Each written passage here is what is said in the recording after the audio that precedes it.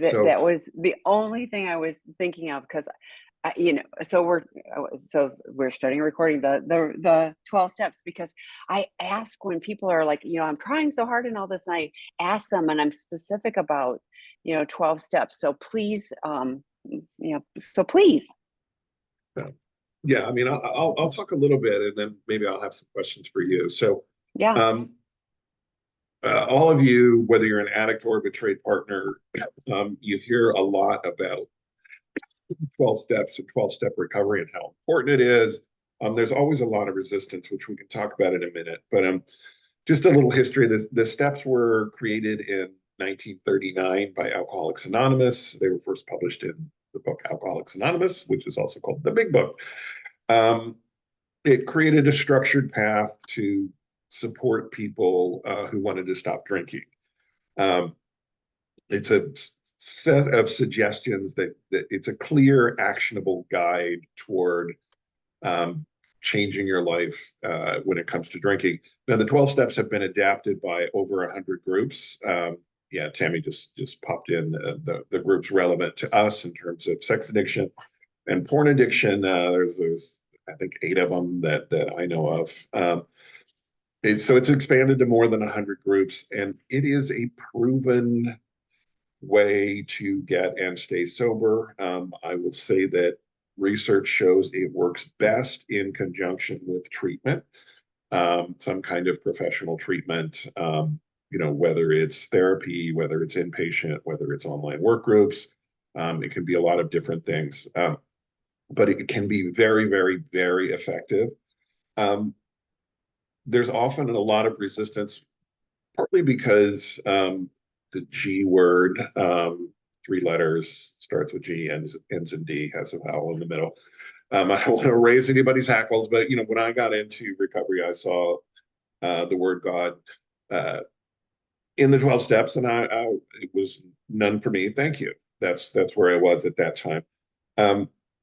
So I had a wonderful sponsor at that point who sort of broke the steps down for me a little bit differently. And that's how I'm going to do it today, because I think it's a very simple way of looking at the steps. And Tami may be more of a traditionalist than I am, but we'll find out. So steps 1 through 3, step 1 is I have. Step 2 is I need help. Step 3 is I think I'll accept some help. The G word appears in the official version of step 3. It doesn't appear in this version. I think I'll accept some help. Steps 1 through 3 are getting started in recovery.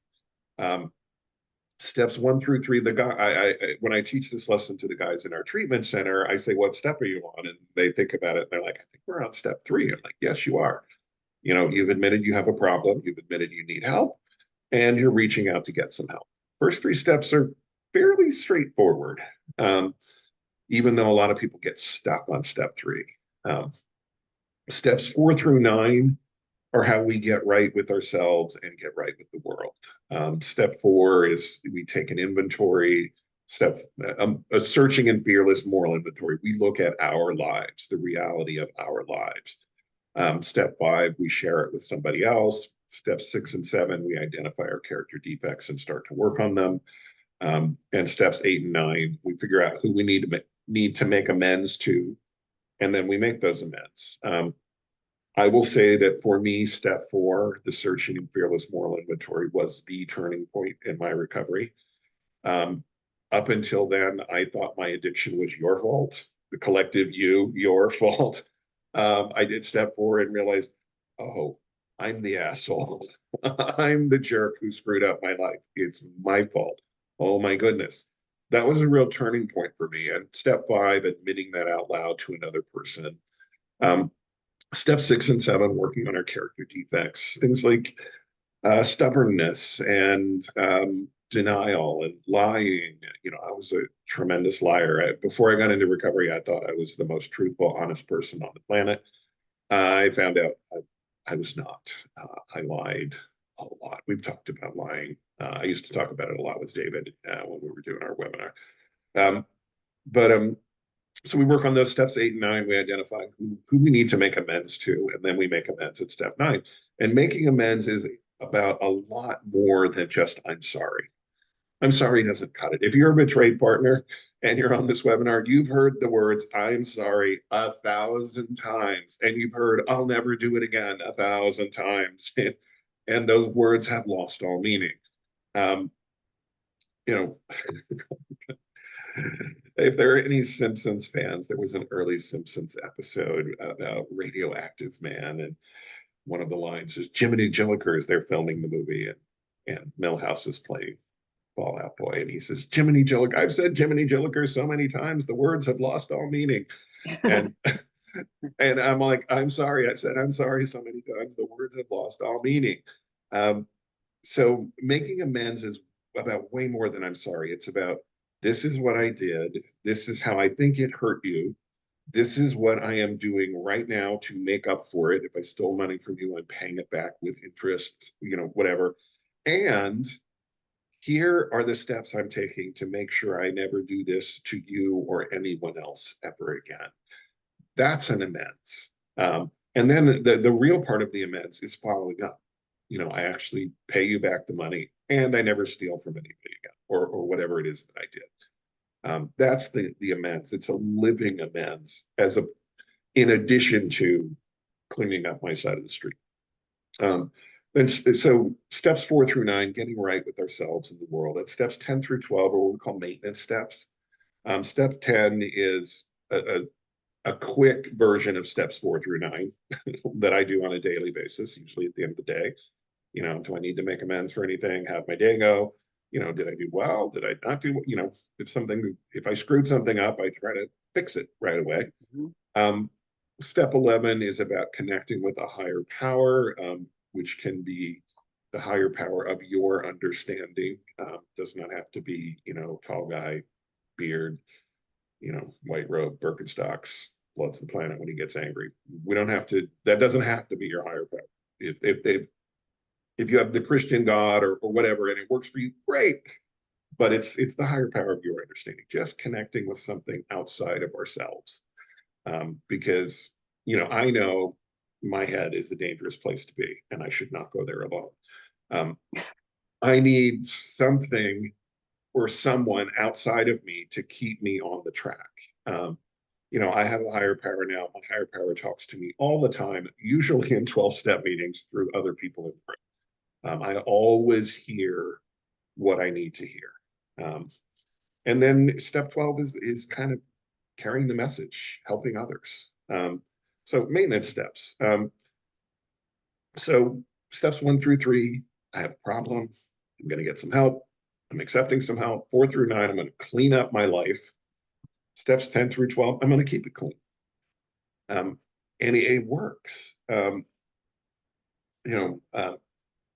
don't want to break these down too much, but let's talk a little bit about resistance to the 12 steps. So I'm going to ask you, Tami, because you're the one who deals with people on the front line more than I do. I get them once they've sort of surrendered a little bit.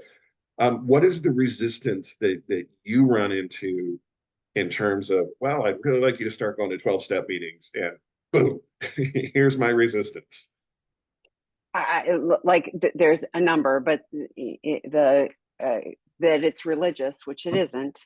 God, I say, could you use good orderly direction? There's so many, can you use higher power of your understanding, and as a group, could you just go and listen, take what you need, and leave the rest? So there's a lot of resistance and misperception to, like, for anybody who actually really does a little bit of research on what it is, reads the book, there's a chapter to the agnostic, and in the 12 step.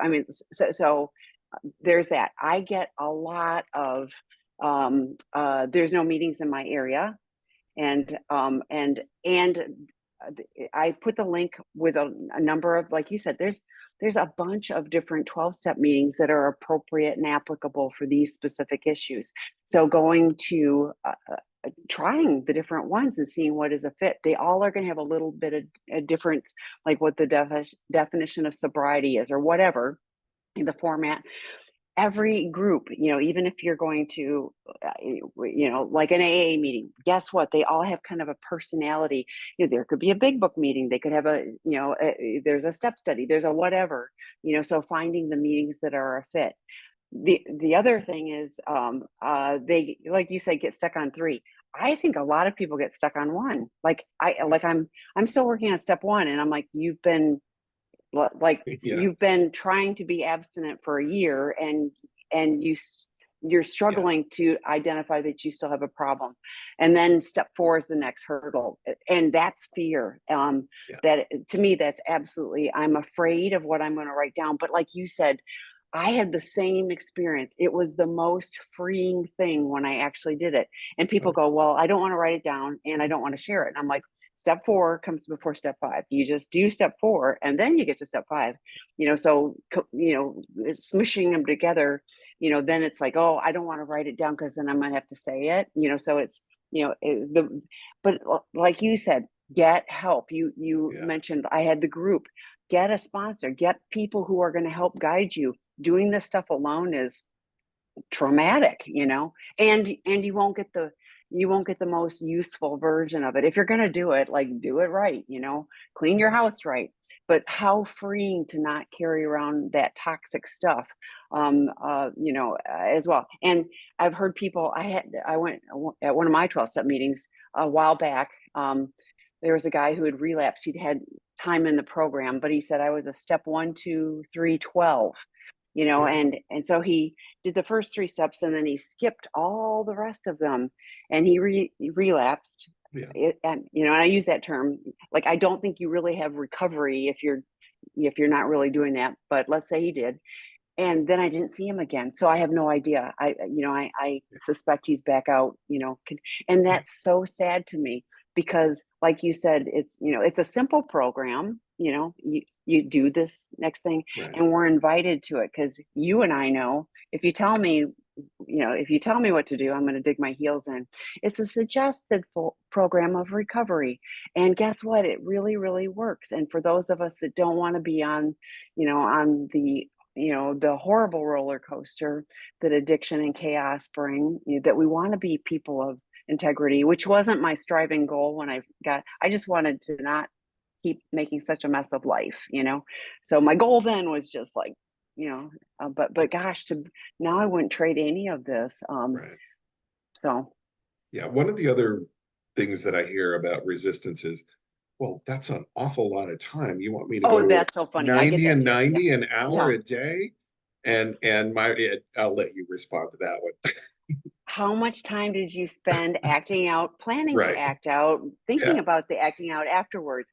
Every time, we say that, it's like, oh yeah, like, I had so much time. I went to multiple meetings a day because guess what? I had lots of time when I tons of free shifted. time, And I hear that a little bit from betrayed partners of like, well, now I'm using gender, but now he's gone all the time with that. And I'm like, a much better investment to get that solid foundation. It won't always be that way. I mean, I do know some retirees that go to meetings every single day. Well, they can, and it's their social time. And if they're married, their spouse probably is happy that they're going to a meeting every day, and it's all fine. But it's one of those things, and I say that tongue in cheek. But it's one of those things where, in the early, it's like you're building a house. You want a really solid foundation. You don't want a flimsy one. You want to have that so that, as you're creating a new life, you're able to do so, and it will hold up.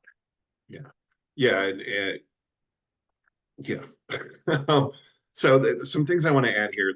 There are 3 facets, in my opinion, to 12-step recovery. There are the meetings themselves, and then there's working the steps, and then there's the meeting before and after the meeting. Yes. Fellowship. To me, fellowship is, at this point, the most important part. I mean, I've been in recovery for 23 years, 21 years sober. Tami got sober from meeting 1. I didn't know. But the part that keeps me going back now is that's where I see my friends. And I still, 20 plus years sober, I try to get to at least 3 meetings a week. If I go more than a week without a meeting, I start to get crazy. I'll be perfectly honest, even now. So I try not to do that. I try to get to at least 3 meetings a week. And I find that the fellowship, like going out to dinner after my Saturday night meeting, is really, really, really important to me. It's the grounding part more than the meeting itself. And working the steps is always important. I want to add, and Tammy mentioned this, not all meetings are the same. Even within the same program, meeting to meeting can be very, very different. You're going to feel more comfortable in some meetings than others. If you go to a 12-step meeting and you're, gosh, this is like making my skin crawl, find a different one. You know, explore what's available in your area and online, and then find some that you want to attend on a regular basis. And the ones I want to attend are meetings where people are talking about the solution. There are meetings where it's just a, I don't want to use the you use the word I'm thinking of, but it's everybody goes there and whines and they try to top each other. My life is worse than your life. And nobody talks about the solution. This isn't helping me at all. What I like is a meeting where people are talking about the solution. I'll say, this happened today, and I did this, this, and this to stay sober. And if anybody has any suggestions, feel free.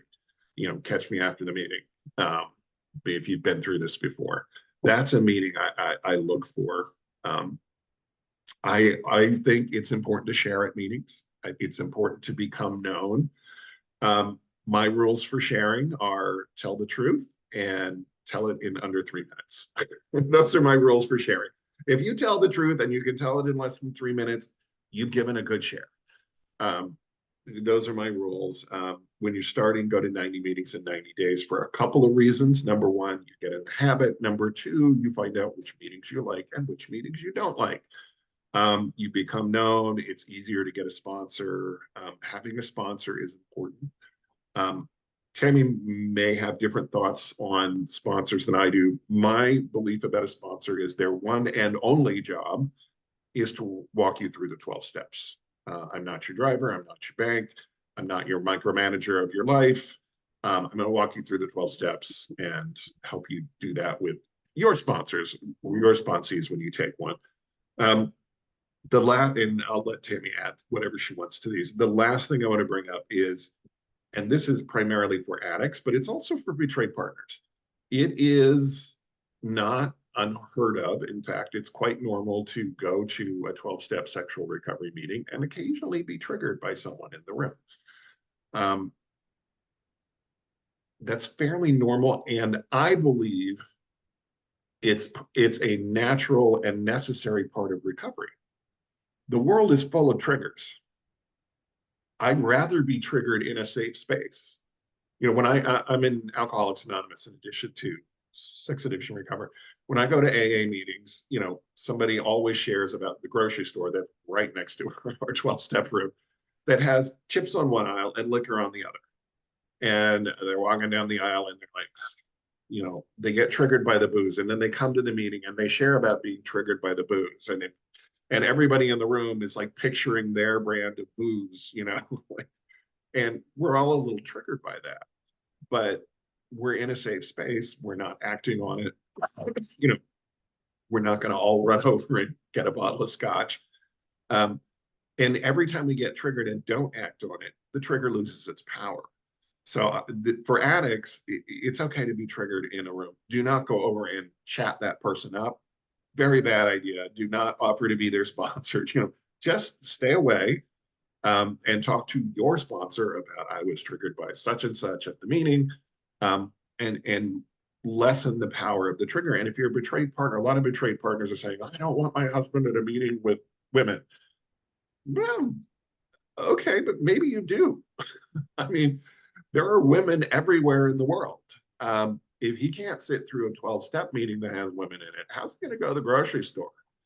We need to learn how to deal with our triggers in healthy ways, which means not acting on them. And the safest place to not act on a trigger, I think, is a 12-step meeting. So that was a bit of a rant. Yeah, no. It was no, but and I agree, and and people like, how do I find a healthy meeting? And the ones that are healthy they're talking about the steps, they're talking about the solution. They're not fantasizing about, the acting out or trying to one up on the acting out or whatever. So you talked about like, oh, my woes are worse than yours, but sometimes it's like, my acting out was better than like that. That's not a healthy meeting. Focusing on the solution, talking about the steps. Like, I know lots of people that go and warm a seat at meetings, and they don't do any real recovery work. Early in my recovery, I learned the elevator to recovery is broken. Please use the steps. And that has helped me. And I've shared that a number of times. It really is, there is something in the steps. There's promises with 12 steps. And it says before we are halfway through, meaning working the steps, that means, if you're through steps 4 and 5, you're going to already start to feel relief and see some of those, shifts changing. And you said about making amends, and I forgot to tag onto that, but I say that all the time too. Lip service is nothing. I have someone in my family group that will say sorry, but it's hollow. Like, there's no actionable change. Like, it's just it's meaningless. And so it really is, what are your actions showing that you are doing differently? And that's meaningful. I think, using, I need to make amends to you, for whatever, like, to another person. But I think in those primary relationships that are so fractured, you can start with words, but it really is going to time showing actionable change, that is going to start to show that you really are sincere about making that change. It can't be a quick, and I hear this often too, and I know you do too. It's like, well, like, like I said, sorry, why aren't we over this? Why do we have to talk about this again? Because your behavior as an addict, caused so much hurt and pain to you too. But, you lied to yourself first, and then you lied to everyone else. So it takes time to start to show that you are learning to be a person of integrity, that you can be truthful, not just about recovery, but about, everything. But this is a lifelong journey. Like Scott, I have been in recovery, for a while, and I still go to my meetings. And like you, like sometimes like I've had a challenging day and I just need to go to a meeting, like I'm going, And you last week it was also like, have like a weekly group of your people that get together and you make dessert, well, that's a different group. Yeah, that's a different but group. it's But a yeah, support group that, yes, I have community. right. There is no way I can do life, nor do I want to, on my own. I am supportive of other people, and they are supportive of me. Last year was a really challenging year, and people stepped in, and showed support on all of my support level groups, and that I can be a person that is connected in a real and meaningful way with people is a miracle, only because of the 12 steps and recovery. I mean, that would never have, nor would I have cared. That was not my life goal when I was, in active addiction. So yes, I'm a big fan of 12, and it's free. Like, there's research, and I don't have it with me right now, but there was research on how effective, like, 12 step is the most effective. But again, it's working the steps, working with a sponsor, and a sponsor, yes, is your guide. And guess what? It's not a marriage. Like, you get a sponsor, and if they're able to help you with this part of the journey, great. And then you need somebody else, it's okay. So it can be temporary. I know people that have had the same sponsor forever, and that's okay. So this is, like, more will be revealed as you are able to, to receive it, I think too. But, and I say this to people too. It's like, do you know how many first step meetings I've sat in? I don't even know, probably 1,000. And you know what? If it's all about me, if I am open-minded and willing, I can learn something, in every single meeting. At the very least, I've been to a meeting and I'm in a different space, but I can learn. And I'm also reminded that, that where my life would be if I wasn't choosing to do recovery. And they remind me that, life outside of recovery is still not what I want, anymore. My life is, I've got too much at stake to throw that away for something meaningless like intensity of acting out. So I don't want to do that. Okay, we are clearly proponents of 12 step. And again, I put the link. There are bunches of them. Like I really do encourage people. I think it's SA is probably the most popular of the S's. It's not, I don't even think it's the oldest. Is it not? Is it? SAA is by far SAA. See, I get them all confused. yeah. Okay. And I hear, but like SLAA, SCA, SPAA, PA, PAA, blah, blah, blah, blah, blah. So check them out and find what resonates for you and what's a healthy meeting. And it may be an online meeting or adding an online meeting, to, local meetings, and, it's all good. So the 12 steps are pretty similar. It would be more the definition of sobriety. So, okay, so let's look at the first question, Scott, is 18 months sober, in SA. Maybe that's where I saw the essay. Or maybe it's just sex addiction. 28 years sober in NA and AA.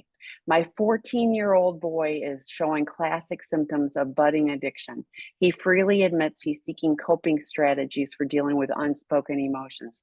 I'm deathly afraid he would follow in my footsteps. What advice can you give? Yeah, this is a great question. I'm Mm-hmm. glad you asked it. One of the biggest risk factors for becoming an addict is growing up with an addict, growing up with addiction in the home. So even though you've been sober for 28 years from substances, 18 months from sex, so your son has seen an active addict, even if he didn't know what was going on. The house becomes dysfunctional. Emotions are not shared. The way to express emotions in a healthy way was not modeled for your son, unfortunately. There are several things. Alateen would be a great place for him to go if there's an Alateen in your area, and there is. If there's Alateen, you know, some therapy with an addiction therapist, but some counseling and just you modeling and being open and honest with him about your problems, and talking about it was hard for me to express my emotions because this is the crux of addiction. I mean, rather than expressing our emotions to people, we numb them with addictive substances and addictive behaviors. Um, you know, showing that it's okay to have emotions, showing that it's okay to be vulnerable and share emotions, inviting him in, even though it's going to be really uncomfortable for him and you. Um, but in family therapy can help. I like the two of you going in together or the whole family even. Um, but open, honest, non-judgmental, let me repeat that, open, honest, non-judgmental communication is the key to helping children understand addiction. It's the key to helping children understand their emotions. And he's 14, so he's really at a critical age. Um, and the more open and honest and vulnerable you can be with him, the more open and honest and vulnerable he is going to be with safe people. And he's going to have to learn, some people are safe, some people not so much. This is why I would recommend maybe getting a professional involved, because professionals are trained and safe, hopefully. So, Tammy, thoughts? I do. Like, what coping skills have you learned in recovery? Because if the last 18 months, because clearly when you've got years in the others, you were still using something else. So a maladaptive coping mechanism, again, not non-judgmental, but like I share often, there's research on journaling, so I'm wondering if you have the conversation, you think about some of the things you've learned, Google search more. We've got tons of stuff that we've shared, in previous webinars and things too. Mindfulness. I personally like the 4-7-8 breathing, Yeah. I use that. It takes 2 minutes. That's probably why I like it so much. But, I've tried guided meditations. That wasn't really my thing, but there's lots of different things, and ask him, I appreciate that you're sharing that you're struggling with some coping strategies. Are you open to some ideas? Maybe we can explore these together. Maybe we try some of them together, but otherwise, and I love the idea of of a safe therapist, for him and possibly for the family. And like I would go by whatever they say. And, and the deathly afraid. Here's the deal. Like I almost didn't have children because I was like, oh, they'll be an addict. And I thought, what the heck? I'm going to model good. I'm going to model good recovery. If the worst happens, guess what? I'm going to be there and do my best to help. I had no control over that. And I honestly was the only one in my family, in my, primary family. It was other generations. So, that isn't a guarantee. So part of the book that Scott co-wrote, Life Anonymous, life happens, and I think all of us can benefit from the 12 steps. I don't think any of us got completely everything we needed, so even that book, Life Anonymous, like here's some 12 steps, here's some ways. You don't even have to apply it to addiction. You can apply it to life, so I would encourage you, rather than leaning into the fear, look at, how can I model, I'm taking care of me. I'm doing these grounding things. I almost knocked over my glass. I'm doing these grounding things that are helpful to me. I'm happy to help you find things that will be useful for you. Yes, he's at a pivotal age, but he's at an age where he can learn, like you are able in recovery to be there, and help support him on this journey. And again, non-judgmental, but always going like, I'm here. Anything you need to tell me, I will listen. So.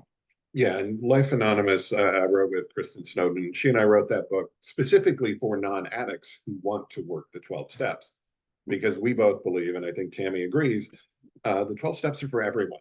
Yes. Not just addicts. They're a real recipe for all the things we didn't learn in kindergarten that we should have. So yeah.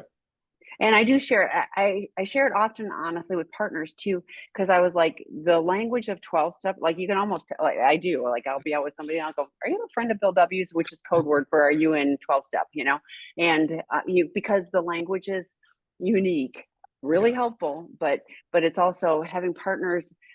It helps decode it, so to speak. You'll hear some of the lingo. So, okay. My 12-step issue is that meetings seem so scripted, and all of the readings are in prohibition of crosstalk during meeting. A lot of time is used up on ritualistic readings. Meeting after meeting is great in person, but not so much on Zoom. Okay. A lot of meetings do have extensive readings. Usually they're meetings that are smaller, so there's not enough people to fill the hour or the 90 minutes. So they'll throw in some readings. And the prohibition of crosstalk. Some meetings don't allow crosstalk, others do. I mean, my home group Saturday evening, it is officially called Alone No More. It is unofficially known around the desert as the Poorly Behaved Old Timers meeting. Because we don't care about the readings and we crosstalk our asses off, and we laugh and joke, but you know what? We all stay sober, and some people take to it and come every week, and some people are like, oh no, I need a more structured meeting. Every meeting is different. Every meeting has a different personality. Find the, if there's too many scripted readings in the meetings you're going to, find some other meetings. you know um now the ritualistic readings, they're about ritualistic, but they're the official language from the 12-step program.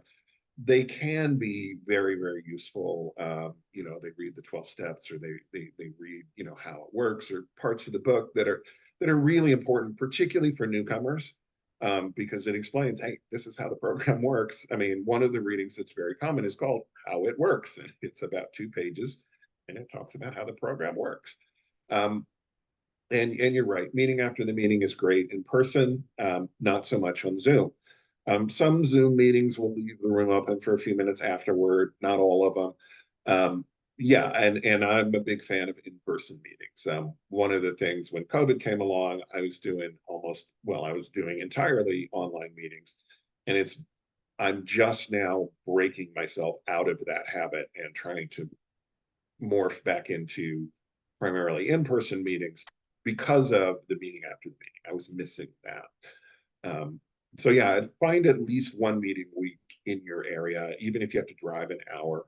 I know people who've driven like 3 hours to get to a meeting every week because that they live in Canada, rural Canada, and the nearest meeting is in Ottawa, and that's 3 hours away, and they do it every Saturday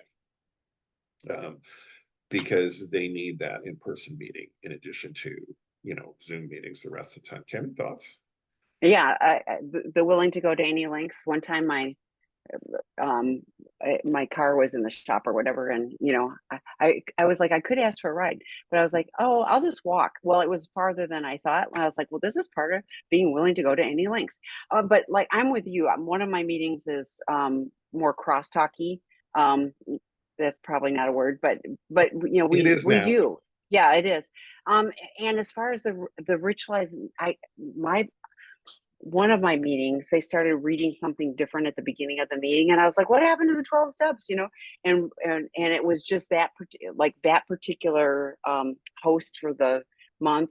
I was going on the same day of and she personally liked the other reading, and that my friend was going like, "It's okay, you have a choice between the two."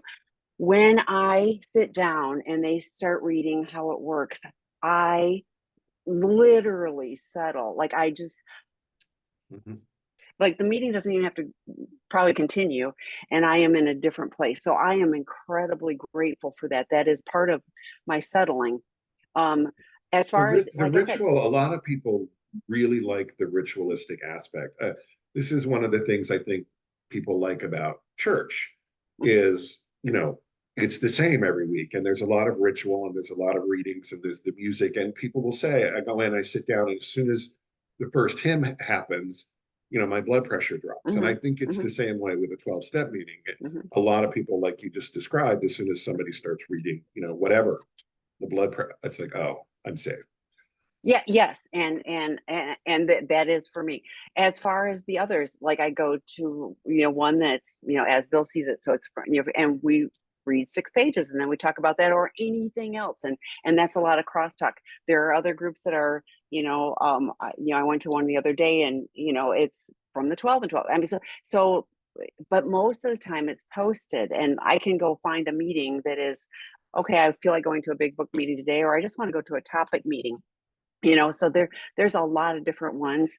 I went to one that was a Rule 61.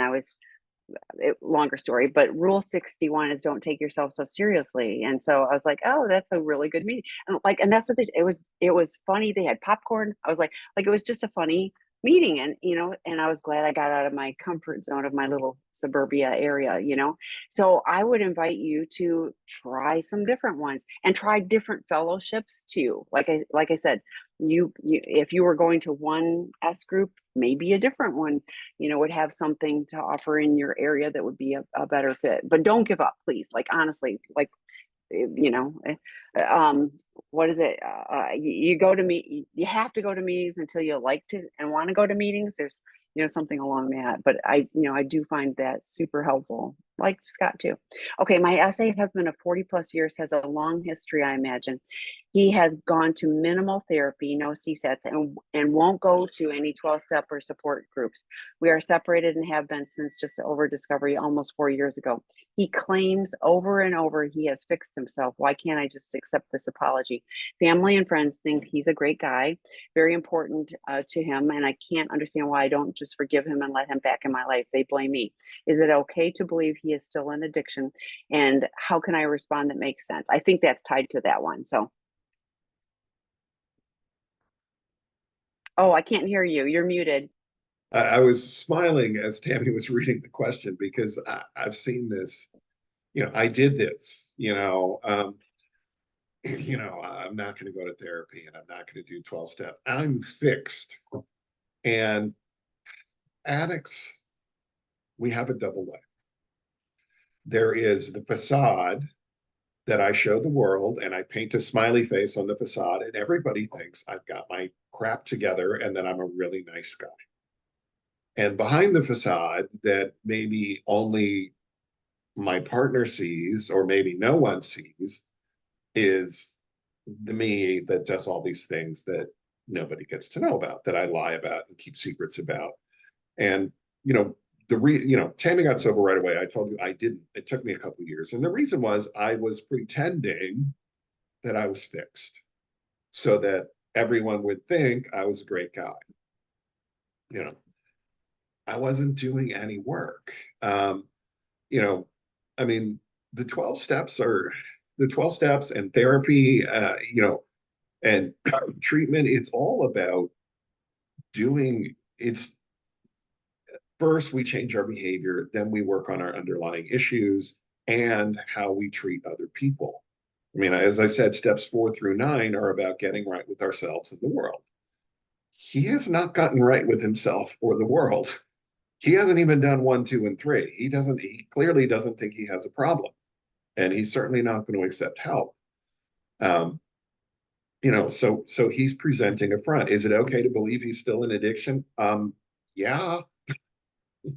I mean, betrayed partners, trust your guts. If your gut is telling you nothing's changing, guess what? Your gut is probably right. Um, I'm sorry that other people blame you because you're not letting it back into your life. Um, how can I respond that makes sense? You either tell them the truth, you know, he cheated on me and he hasn't done anything to change his behavior. I believe he's a sex addict. And, you know, until he shows me that he's in recovery and making changes, I'm not letting him back in. Or, I mean, you have lots of options. I mean, 4 years to be separated is a long time.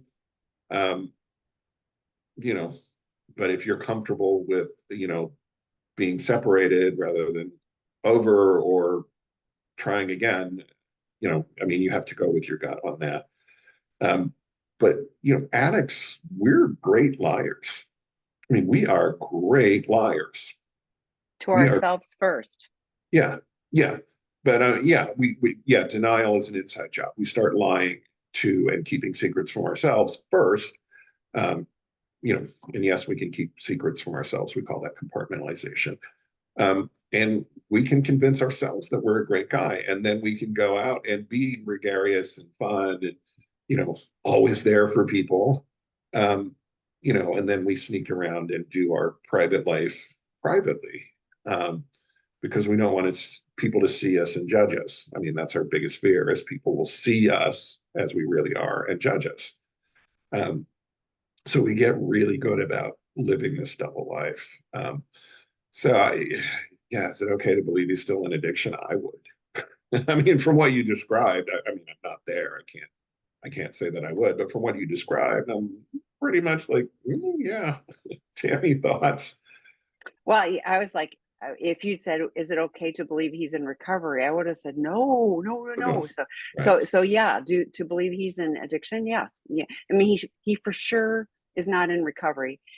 Is he abstinent? Maybe. I don't know. But the fixed myself, like that. I honestly don't know anybody with addiction that has fixed themselves. And the facade, I almost threw that in when I was reading it because, yeah, it's easy to hold a facade up for everybody else. And unfortunately, I hear this a lot from partners. Everybody thinks he's a great guy. Well, that's that whole facade. And yes, that's important that I have this image that I look really good to everyone else. But, deep down, he knows, what's underlying all that. And of course, it would be nice if you just forgave him and everything could return to normal. And I think it's fair, when to say you don't understand his sex addiction, you don't understand the betrayal trauma he's caused, and no, he has not shown me that he's able to be truthful. I'm kind of wondering, 4 years is a long time to be separated, and like Scott said, if you guys are good with that. But I also was like, oh my gosh, this is kind of like that painful limbo place where you're not in the relationship and you're not out of the relationship. If it's working for you, again, I'm like, this is a non-judgment. I was just like, I'm curious if there's a toll on you to be in this space. And because to me, I'm like, here's what I'm reading. He's not in, he won't go to a qualified professional. So it's like, I have cancer, but I'm going to go to my general practitioner because they're going to be nice to me, and they can't really treat me, for this painful disease I have, this horrible disease, life altering disease, but I like them. And I'm not willing to go to any, of the, chemo treatments or anything, because that wouldn't be good either. So I'm not really willing to get help, but everything should be okay. So this is a, we're talking, we both, we've got decades of recovery, but guess what? We have a lifetime of addiction, and we can be in active addiction or active recovery. And those are the choices. Scott and I both choose to be Yeah. in recovery. But for you, I guess I'm wondering, what is the plan? Yeah. Like you're just starting 2024, and if you're fine, all good. But otherwise, at the end of the year, are you okay with that being the same scenario another year down the road? So, Yeah, I want to talk about that in a second. I know we got another uh-huh. question, but Yes. as far as fixing yourself, I teach a lot of our online work groups, and in Mm-hmm. my level 1 sex addiction, porn addiction work groups, I suggest to them that they create a phone list, and and I encourage them. And what I say is, if we could get well on our own, we would have done it a long time ago, but we can't. It didn't work for us. We couldn't fix ourselves. That's why you're spending Saturday morning with me. My level 2 and 3 groups, we have mandatory phone lists, but level 1, I make it voluntary because we don't get well on our own. And the other thing, and Tammy said, "What's the plan moving forward?" And as she was talking, I was thinking boundaries, boundaries, boundaries. What are your boundaries? And I think that's what Tammy was asking. What are the boundaries? If he wants to get back in, what does he have to do? Um, and I just some quick thoughts on boundaries. Boundaries are not about shutting other people out.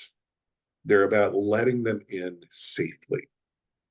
Um, so, clearly you're still in contact with him. How can you let him in safely? And you'll need to communicate that with him. For me to feel safe in any kind of a relationship with you, this is what I need to see. Um, and you plan from that.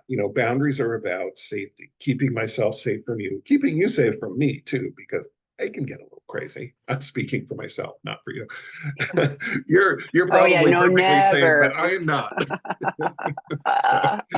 Uh, um, so yes, figure out what your boundaries are and stick to them. And boundaries also around, what am I going to tell other people when they start blaming me? You know, Plan that in advance. Maybe if you have a therapist, work on what you're comfortable sharing versus what you're not comfortable sharing. Um, you know, and who you're going to share with openly and who you're not going to share with openly, because some people are not safe, other people are. So yeah, I mean, definitely plan some boundaries. yes, and we've got lots of videos on that as well. But also thinking, like the Facebook, the facade of what is on Facebook is not the reality. So those people don't really know. So their opinion of stuff, and it may be just like, you don't understand the situation. I appreciate, that you care, but like you don't understand the situation, and this, there's a number of things that need to be, taken care of, whatever is, your truth. But yeah, shutting off the conversation of like, but they aren't living in your shoes, so whatever your reality is what, but trust your gut. I mean, honestly, you need safety, and that's what healthy boundaries are. So, okay, Scott, I'm an alum of SILA. I'm working through my recovery and doing all the things recommended by Dr. Fawcett. I have a serious problem with intimacy avoidance stemming from watching conflict between my mother and father. My father had a raging temper, and we never knew when he was honing to go off. I can still remember my father raging at my mother and belittling her when I was 6 years old. Fast forward to now. I hate conflict and anger. I don't know how to deal with it in our relationship. Well, of course you do. I mean, of course you hate conflict and anger. How would you Right, not? right. Yeah. Um, Look, childhood trauma is family dysfunction in the home. Even if you're not the one getting yelled at, I mean, watching your, father berate your mother, witnessing emotional abuse or physical abuse or sexual abuse witnessing it, knowing about it is as harmful long run as actually being the direct target of it. And there's a lot of research that agrees with that. You were traumatized. You're constantly cowering in the corner, wondering when somebody's going to go off. You know, I have different wounds. I'm constantly wondering when somebody's going to take advantage of me, when somebody's going to lie to me, when somebody's going to manipulate me, you know, to meet their, you know, because I had a different trauma, but your trauma is centers around, you know, rage and anger. So of course you're going to always struggle with that. How do you deal with it in your relationship? Practice, practice, practice. You know, we have a respectful conflict agreement on seeking integrity and on sex and relationship healing. Just type in respectful conflict agreement in the search engine, and it'll bring it up for you. It's like, here's how we can have a loaded conversation in a productive way. You know, we're not going to do it after 9 p.m. We're not going to do it in front of the kids. We're not going to do it in public. If I get too activated, which I very well might, we're going to, you know, I can say, I really need a timeout. I want to have this conversation, but I really need a timeout, so that I can calm down, so that I can call my sponsor, so that I can get in a space where I can hear you and work with you on this. You know, and you mentioned things recommended by Dr. Fawcett. Tami mentioned 4-7-8 breathing earlier. Great grounding technique. Breathe in for 4, hold for 7, exhale for 8. I do that when I'm activated emotionally. You do that 3 times, your blood pressure drops 10 points. Again, research. So that's a good tool. 5, 4, 3, 2, 1 grounding. 5 things I see, 4 things I hear, 3 things I touch, 2 things I smell, 1 thing I taste. You know, it's a great way to just ground. You know, my short version of grounding is, where are my feet? My feet are both flat on the ground. I'm staring into the camera, doing a webinar with Tami. I like Jabba the Hutt in this sweatshirt. I'm never wearing it again, but everything's fine. You know, except this is being recorded and it's going to be out there for posterity. Me looking like, yeah, I eat half the state. You look comfy. That's all. I am comfy, but I don't look good. So, but it's practice. I mean, you have to learn. We call it earned security or earned safety in a relationship, where you become vulnerable a little bit at a time and get a decent response. And then you're able to become a little bit more vulnerable. We work our way up the ladder to the point where hopefully we can have a conversation that's difficult without freaking out. But you're always going to have anxiety around conflict. There's no way that's ever going to completely go away, but it doesn't have to rule your life, and it doesn't have to prevent you from having difficult conversations with your partner. But it does take a lot of practice. I mentioned journaling earlier, and sometimes journaling or writing what you want to say. My most helpful thing with this is if I say, Scott, I'm really afraid to share this with you, but I'm going to do it anyway. Like, it takes all, it really, for me anyway, it takes all the energy. Like, oh, okay, I'm going to do it. And now I've committed to doing it too, you know, but it just takes the energy out of that. And so it's not just all in my head. It's like, okay, I'm voicing it and I'm going to share it anyway. And, you know, and that has been helpful. You know, I need to have a difficult conversation. I'm really afraid to do this, or whatever. But I also think, you know, if there's a conflict, saying, let's journal about this and bring the points back together. And can we work on this together? So then it's like, I'm looking, you know, Scott and I are working on how do we resolve this? So we're problem solving rather than getting into conflict. And that's also another kind of a reframing of it that can be useful. But yeah, the 4-7-8 is like the Navy SEALs use it. It was in the cardiologist's office. You know, it's like it's really helpful. So, okay, last question, I think, but somebody might put another one in. Oh, and I did put, so back to the last one though. I included the on seeking integrity. There's a work group I included the attachment wounds with Troy Love. I could see being super helpful for that, because I'm sure the politician is going like, don't make any waves. And the inner child, both of those could be really useful work groups to help you, at this juncture. So, but there, the betrayed partner starts next week. Scott's essay groups, I know, starts next week, and trust me, I will get you in the group if there's a person that needs it right away. But otherwise, it'll start in February. So check them out. So my essay husband goes to one meeting a week. I don't think it's a healthy meeting, and there's no accountability. He says he will not go to other meetings. He's tried and says he doesn't feel a connection with the guys from the other groups, just the one he goes to already. Can this be true? Or is he just wanting to be comfortable and not wanting guys telling him to stop acting out? Yes. He's comfortable only going to one meeting a week so an hour for a 24/7 issue that's probably been decades. Trust your gut on this. But Scott? Yeah, look, I mean, I'm not going to say it's a healthy meeting or not a healthy meeting. And I am going to say that just because you don't like a meeting doesn't mean it's not a good meeting. If he's getting what he needs, even if you don't like the meeting, good for him. But one meeting a week is not enough. I mean, what else is he doing? Is he going to CSAT? Is he doing any of this other stuff that needs to happen for long-term recovery? It sounds like he's not. One meeting a week is not enough. If guys aren't holding him accountable, some meetings have more accountability than others. Does he have a sponsor? Is he working the steps? If the answer is no and no, he needs more than one meeting a week. I mean, so, can it be true that he feels comfortable in this group? Yeah, absolutely. Maybe there's more accountability than you're aware of.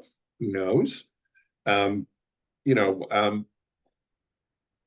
but he needs more than one meeting. He needs to get a CSAT. He needs to do a work group. He needs to, hit 3 meetings a week minimum. And early recovery, 90 meetings in 90 days. So yeah, I mean, and again, trust your gut. If you feel like he's not doing enough, he's probably not. And this goes back to boundaries. Look, if you want to stay in this relationship with me, for me to feel safe, here is what I need. And if I don't feel safe, here is how I'm going to respond. It's not about punishing him. It's about, I will remove myself from the house, or I will ask you to leave, or, because I don't feel safe in relationship with you. So, again, you can get a therapist, and I would recommend a CSAT because they understand what you're going through and help, set some boundaries around what you're willing to accept and what you're not willing to accept, how you feel safe, how you don't feel safe, and when you don't feel safe, what you're going to do about it. Because if he's not willing to change, well, something has to change. I mean, and it may be the relationship, unfortunately. Well, nothing changes if nothing changes. Right. I share that often, and nothing changes until something changes, and that it could be you holding healthy boundaries. Yeah. It's straddling the fence. An addict who's abstinent but not really in recovery, it's like the worst place to be, because you're not acting out, but you also don't have the tools and the gifts of recovery. Still a jerk. I mean, we call it a dry drunk. It's like, yes. I'm not drinking, but I'm a jerk still. Yes. Yeah. But it's also, like Scott said, no addict changes until the pain of change is less than the pain of staying the same. Right now, if he's comfortable, he's shutting you down. And again, not judgment, but what I hear is like, I'm going to one meeting a week and I'm not comfortable going to any of those other meetings, and he's probably, tried one meeting of a different variety at, once. Like there's technically no bad meetings, but every now and then I go, that wasn't my favorite meeting. And I kind of qualify it as that, and that's okay. But I still stayed in recovery, and I still got something out of it. And I still spent an hour, paying attention to this, so it doesn't, this isn't, honestly, if it's a meeting where you go, everybody's always going, attaboy, that would be, like, that would be a less useful meeting. I need to be challenged. I need to be held accountable. I need to be working with a sponsor. So he's giving you a lot of data about what he won't do. And that's a stuck. I have a little quote that's sometimes we're stuck because we want to be, and yeah, I mean, there's a lot of people that get stuck, and they fear, whatever. There's lots of reasons, but man, there's lifelines going, come on, we'll help you. You are not alone on this journey. And we really, we strive to help people be on a healing path. That's the work that we do. And we are so different. I didn't know Scott back in the day. I don't think we would have liked each other. We might not But have. yeah, yeah. But I don't think you I know you wouldn't like me. But anyway, but it's one of those things where like we are so different, so radically different, than the people, the broken people that, that came to probably laying across the threshold of, of recovery and 12 step. And, I'm telling you, there's hope, there's healing. We're here. I did include, because Scott's, got work groups for the guys, but there's a big trade partner group, but there's a lot of resources on those, and they were light in December, and there's a whole bunch of them, prepared for you for that. And one more thing, we've got the Empowered Women in-person retreat, and the entire team of facilitators is going to be at the first one this month. It's now this month, and then there'll be teams of people going, to the other locations, and to have like we were on the meeting yesterday, and the caliber of content that is being prepared to really help is amazing. The people that are able to participate, it's not for everybody, but for those that are able to join, I know you won't regret it. So anyway, well, thanks, Scott. Thanks for covering for me and coming up with a topic. I'm glad I can count on you. And sorry I put Tammy you in will that have a position. topic next month. No, Maybe. and David is in February, so David will be on in February, and I will have a topic in March. I will start Okay. planning, but I'll put a reminder in my calendar so it isn't 15 minutes before. So thanks everyone for being here. Bye everyone. Bye.